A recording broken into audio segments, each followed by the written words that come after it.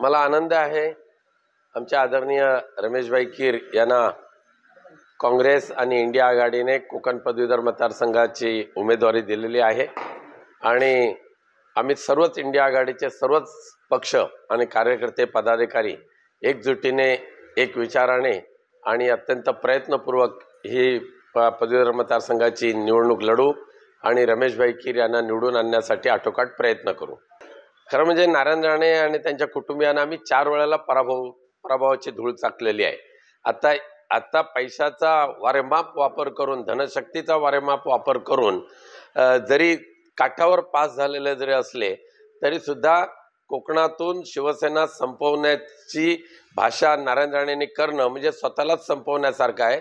शिवसेनेला संपवणारी औलाद जन्माला यायची आहे।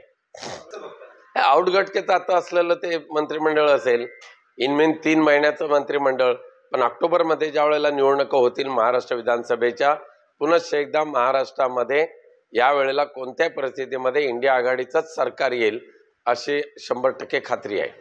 ह्या असल्या बॅनरबाजींना मी फार महत्त्व देत नाही, मला काय त्याच्यावर भाष्यही करायचं नाही।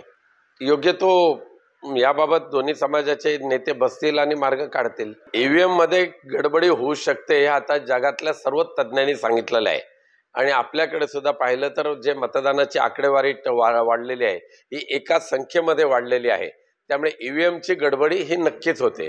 पण ज्या अमोल कीर्तिकरांच्या इथे तो प्रशासकीय यंत्रणेला हाताशी धरून ज्या पद्धतीने विजय प्राप्त केलेला आहे शिंदे गटाने, हे लोकांनी पाहिलंय की कशा पद्धतीची आता हेराफेरी झालेली आहे ती। इनमीन एक खासदार निवडून आलेला आहे, त्यांना सुद्धा ते मंत्रिपद देत असतील तर स्वतःच्या बायकोलाच घेतील।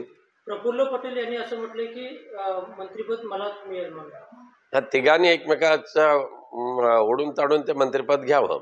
आम्हाला त्यांची काळजी नाही, निश्चिंत त्यांचा आणि अभ्यास करत नाही।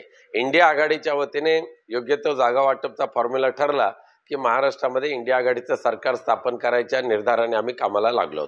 ठीक आहे, गिर गई तो भी टांग ऊपर।